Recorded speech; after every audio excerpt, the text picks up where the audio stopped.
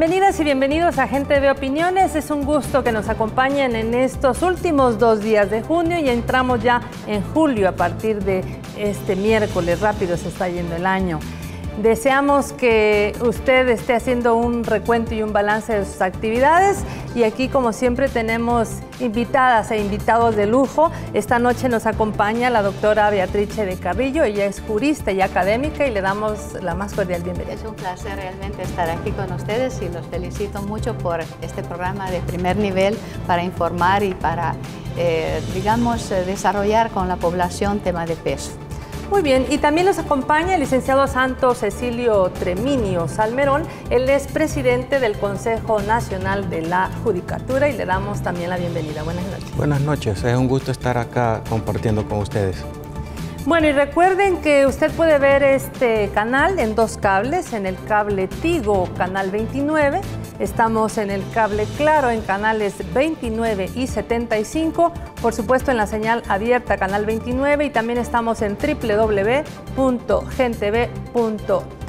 Por cierto, saludos a Argentina y Washington, que nos han estado escribiendo este día, que están pendientes siempre de Gente de Opiniones. Nuestro tema, por supuesto, el papel del sistema de justicia frente a varios temas, pero vamos a iniciar con el tema de seguridad después de la siguiente nota que ha preparado nuestro departamento de prensa. Adelante. El sistema de aplicación de justicia en el ámbito penal puede llegar a ser arbitrario. Esto, según los resultados presentados por la Fundación Salvadoreña para la Aplicación de Derecho, en su estudio, ¿es el sistema de justicia salvadoreña una herramienta real del combate a la impunidad? En esta investigación se incluye el acercamiento a 5 casos de personas que purgan penas injustamente o sus crímenes continúan en la impunidad. Aquí, por ejemplo, una de las conclusiones que nosotros tenemos es que las y los funcionarios dentro del sistema de justicia penal no siguen el debido proceso. Unos lo siguen, otros no lo siguen. Entonces, pareciera que es una especie de arbitrariedad en la cual las y los funcionarios pueden decidir, por un lado, o tienen una línea institucional de si siguen o no siguen el debido proceso en los casos que están diligenciando. Es que existe estigmatización, por ejemplo, de las personas que abortan. Hay una estigmatización en el sentido de que no se investiga si efectivamente fue aborto espontáneo o fue un aborto provocado. Simplemente se les procesa y se les juzga al final de cuentas, ni por aborto, sino que por homicidio agravado. Entre los casos en estudio sobresalen el de Teresa, una mujer acusada de aborto y condenada a 40 años por homicidio agravado. Nosotros creemos que son condenas fáciles para la Fiscalía y el sistema de justicia. Todos estos casos son de mujeres que viven en situación de pobreza, no pueden pagarse un abogado que les haga una defensa adecuada.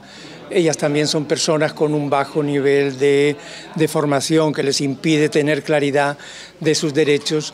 Y entonces el sistema de justicia, por una parte porque no tienen una defensa adecuada y por otra por prejuicios. Además, el estudio refleja falta de independencia del sistema judicial penal y la negativa de acceso a la información a los familiares en muchos de los casos. Bueno, obviamente la nota nos presentaba un tema específico que tiene que ver con casos de aborto y un cuestionamiento al sistema judicial de si hay la debida investigación o no. Pero actualmente también diferentes sectores han coincidido en que el problema que más está afectando al país, obviamente, es el de la violencia, de la inseguridad. El sistema judicial tiene un papel que jugar en este tema frente a estos problemas que pues afectan a toda la ciudadanía. Doctora Beatrice, ¿cuál debería ser, cuál está siendo este papel del sistema judicial? Yo quisiera decir algo, que es lo siguiente, el problema del control o por lo menos de la persecución del delito en el campo de la violencia que estamos soportando en el país, termina, yo diría, su proceso en el ámbito judicial, pero no lo empieza ahí. Entonces yo quisiera con claridad decir que el problema empieza en la poca capacidad del país a nivel de infraestructura, de preparación, diría, un problema económico de investigación del delito de manera científica y seria, empezando por la Policía Nacional Civil y pasando sobre todo por la Fiscalía, que es realmente por la Constitución el responsable de la investigación del delito. Porque se acusa al juez que deja suelto, digamos, el que le llegue con ciertos tipo de indicios, pero no se piensa que el juez tiene que aplicar la ley en base a la información que se le da. Podemos considerar que hay jueces, no todos, digamos, con valor de hacer lo que tal vez podrían haber hecho, o de ser personas temerosas, no sé, pero son una excepción. Yo tengo fe en nuestro sistema judicial y considero que debe de ser apoyado y debe de ser considerado el final de todo un proceso que venga sellando realmente los reos que merecen ser tales y juzgados debidamente, pero no son responsables de la preparación de todo el caso. Entonces, en ese sentido, empezar por ahí, decir que deberíamos fortalecer extraordinariamente las posibilidades técnicas, científicas y también de medios materiales, sea de la PNC que de la Fiscalía. Se necesita, en pocas palabras, mucho dinero para esto. Nuestro país necesita poner en primera línea una atención especialísima a la capacidad de fortalecimiento del sistema integral de justicia en el país. Usted ya fue procuradora para la defensa de los derechos humanos. Siempre ha sido también una constante de la ciudadanía, una crítica en dónde quedan los derechos de las víctimas y dónde quedan los derechos de las personas que cumplen una condena. Sí, es que esto es comprensible en una sociedad civil donde nos podemos considerar heridos por, digamos, delitos que nos impresionan mucho, pero no es correcto negar los derechos de los imputados solamente porque debemos de tomar muy en serio los derechos de las víctimas. Ambos aspectos deben de ser respetados en un país democrático. Le digo, yo por ejemplo considero gravísimo e inhumano e inadecuado que para buscar a un marero de noche se tenga que irlo a recoger de su casa, golpeando la puerta, asustando a todos los familiares, tirándolo al suelo y amarrándolo de una manera vulgar en medio del lodo, solo para dar la prueba que la policía de Matón y Cachimbón y la gente esté contenta porque le están dando duro al marero. Es una falta de respeto a la dignidad humana que ofende a todos los pueblos salvadoreños. No es así que se persigue el delito, por ejemplo, lo cual no excluye que lloremos a mares con la mamá de todos los niños muertos, los jóvenes que vienen injustamente pues ejecutados por la mar, por ejemplo, pero son dos temas paralelos que deben de ser ambos tomados en serio. No podemos darle la preferencia a los unos respecto que a los otros.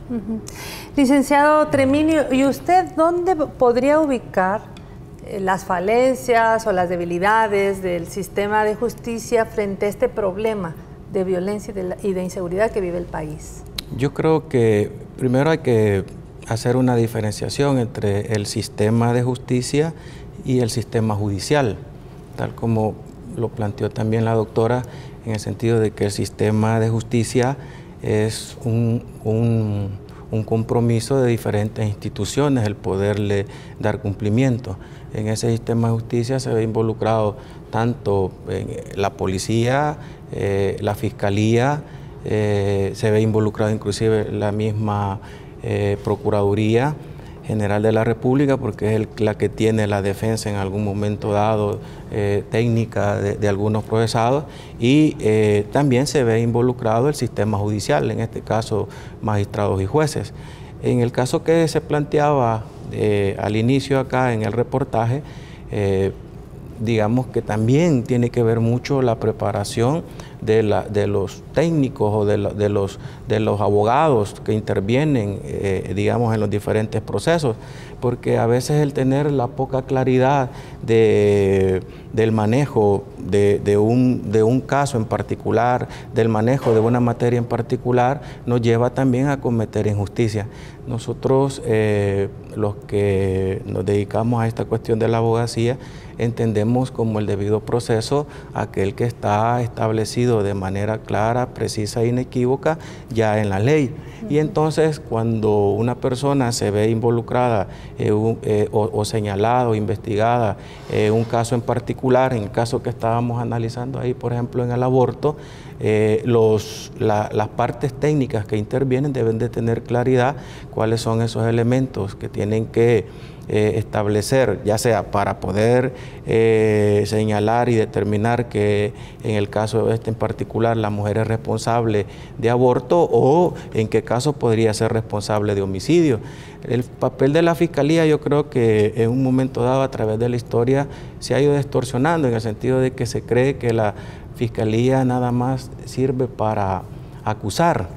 Y la ley es bien clara, dice, mire, la Fiscalía está encaminada o tiene una obligación de investigar la verdad y a partir de esa verdad, si no encuentra los elementos suficientes o tiene claridad, por ejemplo, de que el señalamiento en el caso de este que vimos de una mujer que se le atribuye un aborto y en realidad no hay aborto, pues ellos tienen la obligación legal de plantear que ahí hay un aborto y no un homicidio, por ejemplo, o en el caso de las mujeres más complicado, porque ese homicidio se agrava solo por el hecho de ser la madre de ese producto.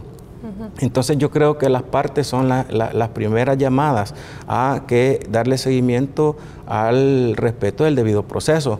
El juez es nada más un árbitro a donde llegan y cada una de las partes técnicas hacen los planteamientos correspondientes y el juez, en atención a las evidencias o a las pruebas que le presenten, tendrá que dar el fallo. Si un juez por A o B razón da un fallo que no está de acuerdo al debido proceso, bueno, entonces la parte técnica está en la obligación de poderlo contradecir, y a la ley le va diciendo siempre como parte de ese debido proceso cuál es el mecanismo para poder impugnar esas resoluciones, y la misma ley le va dando que hay diferentes instancias. Entonces yo creo que en el caso de la Administración de Justicia y del sistema judicial ya de manera más amplia, debe de existir la intervención de las diferentes instituciones y cada una debe de hacer el papel que le corresponde. Justamente, esa es la siguiente pregunta. ¿Cuál es, realmente hay coordinación, hay cooperación entre las diferentes instituciones para el caso siempre del tema de la delincuencia, del crimen organizado, para que no haya impunidad? ¿Cómo cooperan estos? Yo creo que le voy a hablar más que como una técnica, una jurista, más como una ciudadana, observando entonces desde afuera, porque los pormenores o las relaciones profundas que puede haber entre esas instituciones no son fáciles de detectar. Sin embargo, desde la perspectiva de la opinión pública no se ve esa coordinación. O sea, se ven mundos separados, donde hay declaraciones, hay veces contradictorias entre el jefe de la policía a un lado, el fiscal por el otro, o ya un gran silencio de parte digamos, del sistema judicial en cuanto tal. Lo cual no está mal porque, en efecto, los jueces deben de estar con prudencia, imparcialidad y en silencio. Pero seguramente, según muy modesta opinión, no hay la coordinación debida. Pues eso por un lado. Por otro lado, insisto, debe absolutamente reforzarse de una manera extraordinaria todo lo que concierne, sea la policía que la fiscalía. La policía, no es posible que un policía uniformado que arriesga el pellejo en la calle gane una miseria. Eso es inhumano, es falta de civilización, de respeto a los derechos laborales, de lo que sea. Debe de duplicarse por lo menos el sueldo de toda policía. Como es absolutamente imperdonable que en nuestro país haya un número doble de policía privado, de business, de empresas que viven de eso, y tengamos una PNC que no tiene a veces ni el agua potable para darle de tomar a sus miembros, o se acuesten en el suelo porque no tienen suficientes sillas. Ha habido un caso en Oriente, porque siempre estoy muy en contacto con las delegaciones de la Procuraduría, por tradición con ellos, que me decían que hubo un grupo de policía que vendió bienes personales de ellos, pequeña cosa de poco valor, para la gasolina, para ponerla en los carros, porque ya no tenían para poder ir donde los llamaban. Esto no puede ser. Entonces esto está gravísimo. Lo mismo la Fiscalía. Cada fiscal tiene un número de casos exorbitante. ¿Cómo vamos a tener una capacidad de investigación seria del delito que permita después, reitero, una eficacia real y contundente del el sistema de justicia entendido como sistema, digamos, de jueces y de justicia ya administrada en los tribunales. Entonces, la falta de coordinación y también, yo diría a esa altura, y cierro, de pedido común, es decir, no veo un cuerpo entre estas instituciones que formen una fuerza tal que ante la opinión pública, con gran coordinación, y ante los políticos, se presenten como un todo unido para que el fortalecimiento del sistema de justicia sea una realidad en el país. Entonces cada quien va por su lado, cada quien con intereses o políticos o de plaza o de imagen, o para encubrir que las cosas no van bien, se dicen cosas que no son, y esto no puede ser. Y en este caso, por ejemplo, también escuchábamos al director de centros penales que decía, yo las cárceles las tengo hasta el tope. Pues ya. Sí. Entonces también debe operar una coordinación entre cómo y con qué agilidad se resuelven casos para que a lo mejor la gente que no debe estar en la cárcel pueda salir y realmente se cumpla el delito a aquella persona que lo requiere, ¿no? Fíjese que la cuestión del hacinamiento en los centros penitenciarios no es nuevo. Lo que sucede es que hoy ha llegado a un desborde tal, porque si hacemos memoria, por ejemplo, hasta antes de la reforma del Código Penal y Procesal Penal del 98, una de las razones por las cuales había la reforma era de que en aquel momento había tanta gente en detención provisional y a veces pasaban más tiempo del tiempo al cual pudieran ser condenados por el delito cometido. Sí. Y entonces se reforma el Código Penal y se da una serie de beneficios, inclusive de algún tipo de sanciones procesales dentro del mismo Código Procesal Penal, en el sentido de que los jueces tenían un plazo determinado para poder instruir esos casos y poder establecer si estas personas eran responsables o no eran responsables. Es más, determina un plazo máximo que una persona puede estar en detención provisional. Transcurrido ese plazo, una sanción procesal es que esta persona tiene que salir. Lo que sucede es que, tal como se planteaba en aquel momento, decía un profesor, mire, lo que va a suceder es que ya no solo van a haber personas que estén procesadas o en detención provisional, sino que todos van a estar condenados. Yo creo que todo comienza desde el papel que hace tanto la Fiscalía como la Policía, en el sentido de que deben de apostarle a una investigación más profunda de los casos. Aquí vemos casos hipotéticos o reales, digamos. Yo no puedo señalar en un momento uno en particular, porque en este momento no los tengo, pero no es posible que por un homicidio remitan a 60 imputados.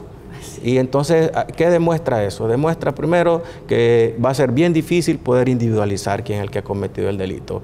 Demuestra también que al final va a quedar una especie de que no está funcionando el sistema, porque el juez, el verdadero juez, el respetuoso del debido proceso, tendrá que resolver de que no es cierto que los 50 o 60 gente que están procesadas deberían de estar procesadas. Y también una serie de injusticias en el sentido de que aquel juez que no tenga el suficiente carácter va a ordenar la detención de toda esta gente y esta gente va a estar en prisión. Entonces eso nos demuestra de que en este momento a veces ustedes ven por un lado los señalamientos de que los jueces están dejando en libertad a las personas, pero por el otro lado vemos la contraparte donde dice, mire, ya no cabe la gente, decía el licenciado de centros penales, mire, ya llegamos a más de 30,000 gente que están en las cárceles. Entonces quiere decir que debería de actuarse en el sentido de que existe una ley penitenciaria, por ejemplo, que cualquiera la ley y dice, mire, qué beneficios más bonitos lo que da la ley penitenciaria, pero ya en la práctica esa ley penitenciaria es bien difícil de poderla operativizar, en el sentido de que los jueces tienen que ser respetuosos y si no cumplen con los requisitos que es la ley penitenciaria, pues aunque la persona tenga la media pena o tenga las dos terceras partes para gozar de un beneficio de libertad condicional, el juez se ve limitado a poderla aplicar. Entonces yo creo que en primer lugar debería de haber una responsabilidad desde la policía, desde el ministro de Justicia y la Fiscalía, en el sentido de que primero debe de crearse la mística del buen servidor público. También debe de prepararse a todos los encargados de las diferentes jefaturas de que deben de ser proactivos ¿Por qué? Porque todos los funcionarios públicos y todos los empleados públicos tenemos que sujetarnos a un procedimiento que ya está establecido. O sea, no se vale que en una delegación, por ejemplo, estén cuestionando que existen solo sillas quebradas, cuando este encargado de esta delegación tendría que hacer el trámite correspondiente ante las autoridades superiores, haciendo las solicitudes que le correspondan para efectos de ir recibiendo todos los insumos o descargos de aquellos que ya no utilizan. También debe haber un papel más decisivo, en este caso del ministro de Justicia, de acercarse y de justificarse y de exigirle a las personas encargadas, a los funcionarios encargados, para poder ir cerrando estos espacios. Entonces, digamos que la coordinación, primero debe haber una claridad de cada uno de los funcionarios correspondientes. Pero vamos más allá, porque usted planteaba, mire, pero resulta que ante esos ataques, por ejemplo, esos señalamientos, por ejemplo, de que los jueces lo están poniendo en libertad. Fíjese que hay una entidad muy valiosa que a nivel latinoamericano muchos países la quisieran tener, que es lo que nosotros conocemos como la UTE, la Unidad Técnica Ejecutora del Sector Justicia, donde la filosofía del legislador al momento de constituirla era, mire, este es un espacio donde pueden concurrir tanto el presidente de la Corte Suprema de Justicia, el ministro de Justicia, el fiscal general de la República, la procuradora general de la República, el presidente del Consejo, para poder llevar a esa institución, ¿verdad?, todos aquellos problemas. Yo le decía así, por ejemplo, mire, hay un señalamiento, por decir algo, de los jueces, ¿ok? Entonces sentémonos, vamos a ver, señor fiscal, nos vamos a sentar con el presidente de la Corte Suprema de Justicia, veamos cuáles son esos señalamientos y veamos si esos señalamientos en realidad son responsabilidad del juez o son responsabilidad en su momento dado del investigador, llámesele la fiscalía en coordinación con la policía, porque al final esto nos va a llevar a que los casos, por mucho trabajo que se haga, se van a caer porque no se ha cumplido con el debido proceso. La doctora Beatriz de Carrillo me pidió también abordar un poco el tema que teníamos con el licenciado Treviño. Un poco terminar, si me permite, alguna pequeña, digamos, referencia a la postura del licenciado Treviño, que comparto 100% respecto a las cárceles, con uno detalle también para la opinión pública. Aquí también hay una gran responsabilidad de la Corte Suprema en cuanto tal, porque todo el sistema de los jueces de vigilancia, que son los que deberían vigilar si en las cárceles cuánta gente está presa sin juicio todavía, es también no siempre aceptable. También tenemos los consejos que se forman con expertos, psicólogos, etcétera, que deberían ya rápidamente evaluar la capacidad que tiene un reo de confianza para que pueda salir, y eso también tiene toda una serie de atrasos y de carencias extraordinarias. Entonces, todo el problema penitenciario tiene una complejidad de por sí que creo que merecería un análisis que hiciéramos específico solamente el tema penitenciario. En cuanto a los temas emblemáticos a los cuales usted se refería, digamos, de una línea paralela delincuencial de alto nivel, ¿verdad?, de cuello blanco, como el caso del expresidente de la República, Francisco Flores, yo diría que en ese caso también la responsabilidad, el protagonismo esencial reside en el fiscal. Y el fiscal en cuanto tal, él es un cargo unipersonal que por constitución le asigna a él toda la responsabilidad, no el equipo que tiene alrededor, que como su apoyo, pero él es el responsable, ese es el elegido por la Asamblea, entonces le toca a él. Y creo que en ese campo, o por lo menos hay un silencio muy impresionante para la opinión pública, porque después de todo el show que se hizo inicialmente, con medidas y veces bastante desatinadas, sea en favor que en contra, ahora hay un silencio que no es correcto y todo ha caído en una especie de oscuridad que para la opinión pública no es conveniente. Además, hay que empezar a comprender que por cuanto ahí puede haber una responsabilidad directa y notable del presidente que está ahora imputado o sospechoso de, pero deben de aumentarse las investigaciones a otros miembros que pueden haber necesariamente acompañado esa corrupción. De manera que es una cuestión de una envergadura nacional enorme que parecería dormir el sueño de los justos, tal vez porque estamos próximos a un cambio de fiscal y entonces por razones de política y de negociación que por desgracia son siempre demasiado importantes en el país, estamos poco confiados los ciudadanos de ver una respuesta satisfactoria a las dudas, a las recriminaciones, a las justas reivindicaciones que el pueblo tiene con tantos millones que se han perdido. Entonces yo diría más que todo eso, como el caso que a mí me afecta como ciudadana muchísimo, porque siento que falta absolutamente una voluntad política seria y una capacidad técnica, pero más que todo la voluntad política de una investigación profunda de todo lo que hay en ese caso, que no abarca solamente a una persona. Que como ya lo dice la doctora, son los casos de alto nivel, de cuello blanco, ¿no? No es la delincuencia, digamos, común. Licenciado, queremos hablar también sobre cómo han visto ustedes la actuación de los magistrados de la Sala de lo Constitucional. En las medidas cautelares hay varias, pero en el caso de los 900 millones de dólares para emisión de bonos que estaría esperando el gobierno y que, bueno, simplemente se toma una medida cautelar, eso se frena, eso se para, y el pasado miércoles 24 ellos sacan también toda una serie de argumentaciones con relación no solo a los 900 millones, sino a una serie de casos que tienen que ver con las finanzas públicas de El Salvador. ¿Cómo mira esta resolución? Sí, solo regresando a la cuestión de la corrupción, yo creo que se va avanzando tímidamente, pero se va avanzando en el sentido de que existen varios casos de que están en proceso de investigación. Vamos a esperar cuál va a ser el resultado, donde se están señalando actos de corrupción. Yo creo que, como repito, tímidamente, pero se está en eso. Aquí es el papel muy importante que debe desempeñar la Fiscalía General de la República en el sentido de poder fundamentar, ¿verdad?, adecuadamente para poder sostener estos casos.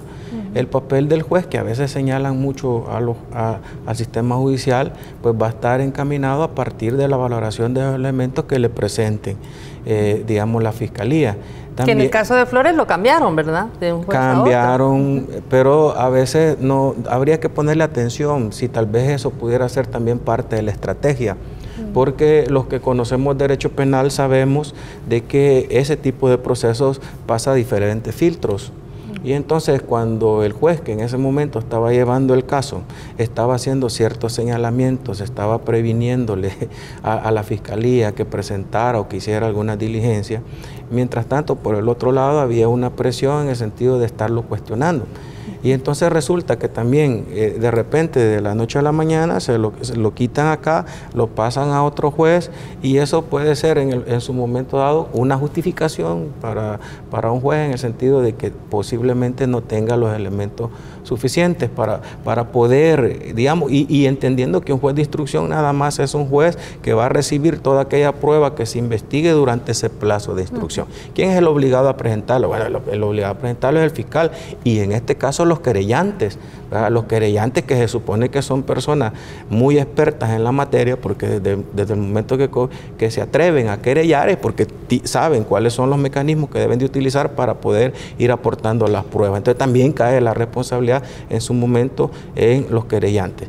Yo creo también que en este momento se hacen señalamientos, porque yo he estado en reuniones y dicen, sí, pero es que la corrupción de antes había, pero también ahora hay corrupción. Como que la visión es que ahora también hay corrupción y que no se hace nada. Pero es una forma de querer estar justificando actos de corrupción que se han dado en el pasado. Pero estamos viendo experiencias muy bonitas en otros países donde jueces, magistrados de Corte Suprema de Justicia están siendo procesados y están llevados a la justicia, presidentes de república, y entonces en este momento nosotros también estamos en este proceso. Yo digo que todos aquellos que somos funcionarios no tenemos un arbitraje en el momento de poder desempeñarnos. Siempre tenemos que regularnos en lo que dice la ley. Y posiblemente cualquier funcionario puede saltarse la ley, puede hacer, digamos, algo contrario a la ley, pero va a ser la historia y que en su momento lo va a juzgar. Aquí nada va a quedar oculto. Tarde o temprano tenemos que responder los que somos funcionarios de las malas actuaciones que hagamos. Entonces yo, en el caso de la corrupción, creo yo, de que habría que los señalamientos que se están haciendo deberían de concretizarse con exigirle a estas entidades que están pagando estos abogados, que son los encargados de la querella, si es que la Fiscalía no está haciendo el papel que debe de hacer, con que ellos también son los llamados a reforzar eso, de tal manera que no quede ningún espacio para que los abogados, porque si usted ve los staff de abogados que son contratados por estos exfuncionarios o personas que están siendo procesadas, es como lo máximo en conocimiento en materia. Y luego también esos debates de estos procesos los llevan primero a los diferentes medios de comunicación. Yo veía, por ejemplo, en el caso de la Diego de Holguín, veía al abogado dando un debate ante un medio de comunicación como que estaba haciendo una gran defensa, como queriendo justificar una posible resolución favorable o desfavorable en un momento dado. Entonces, pero digamos que vamos avanzando en eso. Con respecto a las resoluciones de la sala, yo escuchaba hoy en la mañana, creo que fue, en un canal a uno de los abogados, porque se da el siguiente fenómeno y nosotros lo vivimos ahí en el Consejo. Nosotros estábamos en un proceso, pero en otro proceso paralelo teníamos grupos que estaban tratando de justificarse ante los diferentes medios de comunicación que estábamos nosotros como Consejo Nacional de la Judicatura haciendo un papel no adecuado. Y entonces nosotros vimos una expresión en el sentido de que tuvimos los medios de comunicación enfrente y nos abrimos a los medios de comunicación, les explicamos a los medios de comunicación, documento en mano y las pruebas evidenciadas ahí, donde quedó, digamos, claro de que el actuar de la Sala de lo Constitucional no estaba pegado a derecho. Es más, logramos hacer una comparación de dos resoluciones donde las resoluciones totalmente eran contrarias y que, de conformidad a la ley, hasta podían estar lindando con un ilícito penal. Entonces, resulta que cuando se le explica a los medios, se le explica a la comunidad qué es lo que se está haciendo y cómo se está haciendo, entonces va quedando al descubierto. Y entonces vemos, porque decía este doctor, que también estuvo en la Corte, que fue ministro de Justicia en su momento, decía de que la sala no tenía por qué salir en defensa, que ellos eran jueces y que ellos tendrían que, sus resoluciones son las que tienen que hablar. Y es cierto, así, un juez no tiene por qué estar explicando ante los medios de comunicación el porqué de un fallo, etcétera. Pero le quiero decir, pero yo le voy más allá. Sí que no tienen por qué defenderse, porque ellos tienen quien los defienda, sino más que dan una resolución, ni han dado la resolución cuando en los diferentes medios, todos tocando el mismo tema. O en la mañana está hay un concierto, todos en la mañana. Entonces resulta que esos temas que están dando, cuando sale esa resolución de la sala y la publican, yo le veo un mensaje: mire, ya no son suficientes estos defensores que tienen, y tienen que salir ellos a expresar. ¿Pero por qué salen ellos? Primero, porque han quedado al descubierto ante una presión profesional y luego ante una presión social, en el sentido de que están quedando claro de que esas resoluciones tienen una motivación. Doctora, ¿se vale que cuando viene un ciudadano, supuesto ciudadano que ya se comprobó que tiene nexos políticos, que está en la campaña de Arena, se vale que ponga una demanda, que la acepta la Corte, la Sala de lo Constitucional, y los argumentos que tiene este ciudadano no son los que valen? Entonces, ¿cómo le podemos decir a la ciudadanía que se está hablando con el derecho en la mano? Vamos a ver, primeramente, creo que el constituyente del 83, o sea, la constitución vigente actual, no haya previsto en absoluto lo que hoy está ocurriendo en el país. Es decir, donde hay una casi imposibilidad constitucional y evidentemente legal, que de menor rango que la constitucional, de poder objetar de alguna manera o defenderse, digo la palabra defenderse con toda claridad, respecto a resoluciones de la propia Sala de lo Constitucional. No hay nada que permita un tipo de actuación, digamos, parejo entre la opinión pública, entre el sistema y las personas que conforman la Sala. Esto de principio implicaría ya una revisión seria constitucional para crear una verdadera Corte Constitucional totalmente independiente de los 3 órganos del Estado con rango superior como hay en los mejores países democráticos del mundo. Además de eso tenemos una ley de procedimientos constitucionales que tiene un defecto enorme, es decir, no da ninguna apertura a que el ciudadano que pone una demanda ante la Sala pueda tener la seguridad que sea aceptada o no, en el sentido de que no hay de parte de la Sala ninguna obligación por la ley de aceptar o no aceptar o rechazar cualquier demanda, y la escoge con toda libertad política. Tanto se habla contra la política que parece satanizada en este momento en el país, y sin embargo se ve que una Sala, por cómo está la estructura jurídica del país, está libre de usar sus políticas para tomar un caso en vez que otro. No hay nada que permita, digamos, frenar esa arbitrariedad, porque en el fondo es una decisión totalmente independiente de estos señores que dicen, en este caso sí lo vamos a tomar en cuenta, y el otro dejémoslo ir 10 años que duerma. Y es más rapidito, ¿verdad? Así es.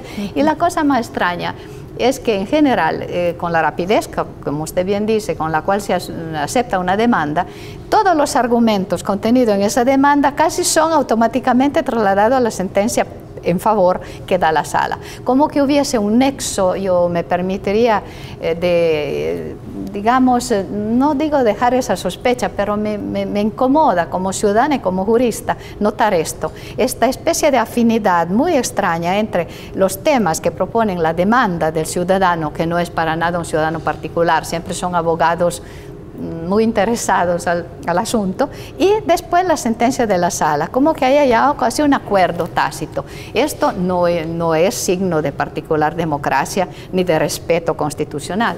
Hay otra cosa también muy importante. Yo discrepo profundamente, y lo quiero decir en este foro porque lo oí esta mañana en un canal de parte de alguien que es un jurista, la afirmación de ese jurista que sostenía que la Sala tiene también una función legislativa. Esta es una aberración jurídica de primer nivel. No tiene ninguna función legislativa. La Sala no tiene ninguna autoridad ni de legislar, ni mucho menos de ordenar al primer órgano del Estado cómo tiene que legislar. La función legislativa es, por propia estructura constitucional del mundo occidental más adelantado, función soberana de un órgano que es directamente encargado por el pueblo de legislar, y que es el órgano legislativo. Entonces nadie más puede legislar. Si después a la Sala no le gustan las leyes que produce ese órgano, podrá hacer lo debido, porque ese es su papel, pero no ordenar al primer órgano que haga o no haga. También el uso bastante indiscriminado de las medidas cautelares es muy discutible desde la perspectiva de la función de control de la constitucionalidad que tiene la Sala. Entonces, todos estos profundos, digamos, problemas, digamos, estas como anomalías, o llamémoslas novedades en las políticas que está aplicando la Sala de lo Constitucional en este momento en nuestro país, son realmente delicadas y están provocando, ¿qué cosa? Que la opinión pública sea dividida, como entre el Barça y el Real Madrid, entre los que están con la Sala y quienes están contra, y eso es un ridículo. No debe de haber nada de eso. Todas las instituciones están al servicio del pueblo salvadoreño, pero nadie está por encima de. Entonces yo diría que la Sala de lo Constitucional debería un poco bajar los humos y quedarse un poco más en su nivel de controlador de la Constitución y no de transformador de la Constitución en una metodología totalmente que no le corresponde. Le hago un ejemplo clarísimo, que es siempre el que yo cito desde el principio. En el 2013 la Sala de lo Constitucional estableció contra la letra de la Constitución, contra la letra, reitero, de lo que está escrito en la Constitución de El Salvador, estableció que la política no es, digamos, monopolio de los partidos políticos. Es decir, subtrajo la Sala con su sentencia bastante dudosa, desde la perspectiva constitucional poco, digamos, atractiva, no me parece muy coherente tampoco, subtrajo toda la función política a los partidos cosa que ordena la Constitución.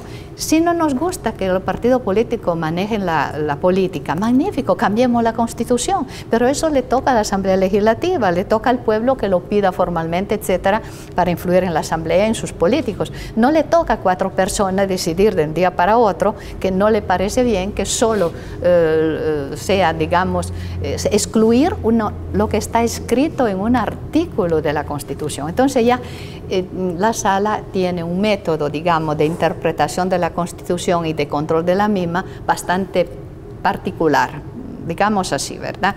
Bastante original y, digamos, poco acorde a toda la tradición salvadoreña. Algunos repiten un cantadito bastante fuera de lugar, que es este, que en el pasado las salas de lo constitucional estaban al servicio del poder. Y eso es cierto.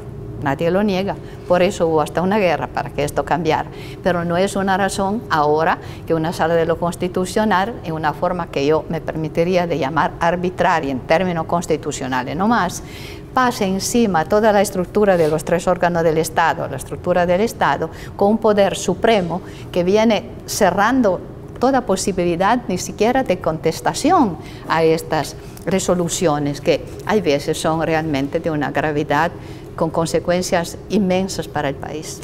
Otra de las resoluciones de la Sala de lo Constitucional de la Corte Suprema de Justicia que prohibió al gobierno publicar el nombre de las personas naturales y jurídicas que adeudan impuestos al Estado. Esto afecta evidentemente las finanzas también públicas. Licenciado Treminio, ¿cuál es su opinión al respecto? Bueno, primero que no debemos de sorprenderlos del papel que puede desempeñar la Sala.